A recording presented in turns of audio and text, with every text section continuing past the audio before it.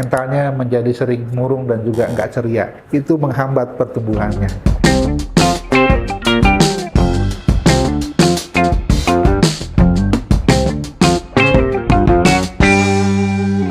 Jadi anak itu untuk bertumbuh setidaknya ada 5 modal utama. Yang pertama dia adalah faktor genetiknya memang baik.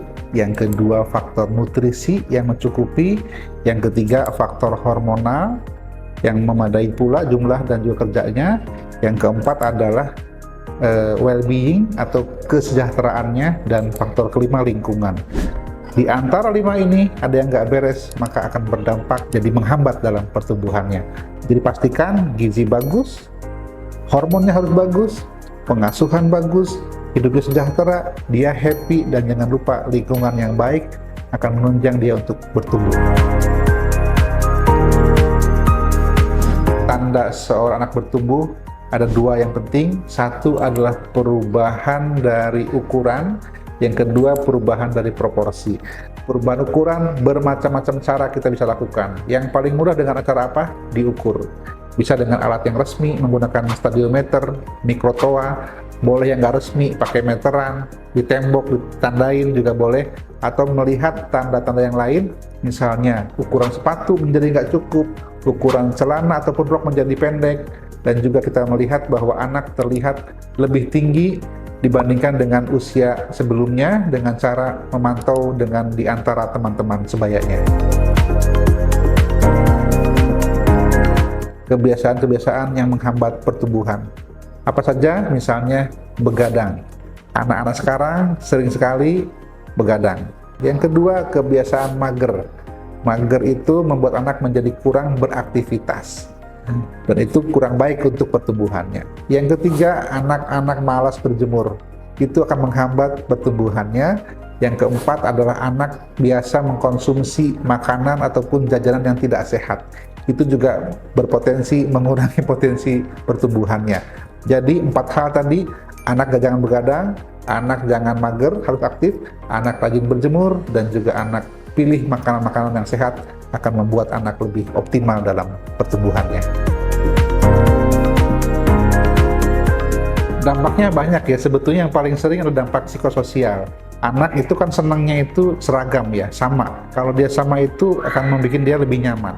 Termasuk juga tinggi badan. Kalau di antara teman-temannya dia nggak sama, terutama dia merasa lebih pendek, tentunya secara mental dia lebih berpeluang agak sedikit menjadi masalah. Yang kedua, tentunya ada beberapa profesi ke depannya itu yang membutuhkan batasan tinggi badan.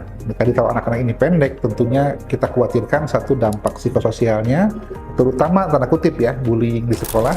Kalau anak secara gennya bagus, kemudian makan bagus, asupan kalori juga baik, suplemen juga sudah cukup, kalau dia tidak juga bertambah dengan baik tinggi badannya, maka jangan lupa periksalah hormonnya. Kadang-kadang banyak anak-anak kita itu perlu penanganan khusus karena kekurangan hormon akan menimbulkan gangguan pertumbuhan.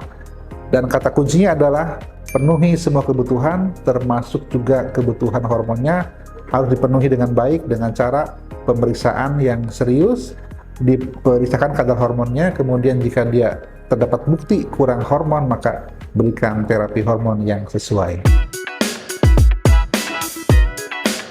Ya, itu adalah fakta. Sakit setidaknya ada 2, satu penyakit kronik, yang kedua penyakit akut. Dua-duanya berdampak pada anak ya. Untuk penyakit kronik itu akan beresiko menghambat pertumbuhannya. Demikian juga penyakit akut, tetapi dia berulang-ulang sakit juga sama akan mengganggu pertumbuhannya. Kenapa? Karena selama sakit asupan kalori menjadi kurang, kemudian anak juga kurang beraktivitas. Anak juga tidak bisa memenuhi kebutuhan dia untuk tumbuh dengan baik, termasuk rohaninya, anak mentalnya menjadi sering murung dan juga nggak ceria. Itu menghambat pertumbuhannya. Jika Sobat Melinda ingin memastikan bagaimanakah pertumbuhan anaknya atau merasa khawatir anaknya tumbuh tidak sesuai dengan potensinya, tidak sama dengan anak-anak yang lain, maka sebaiknya segera konsultasikan kepada kami di sini.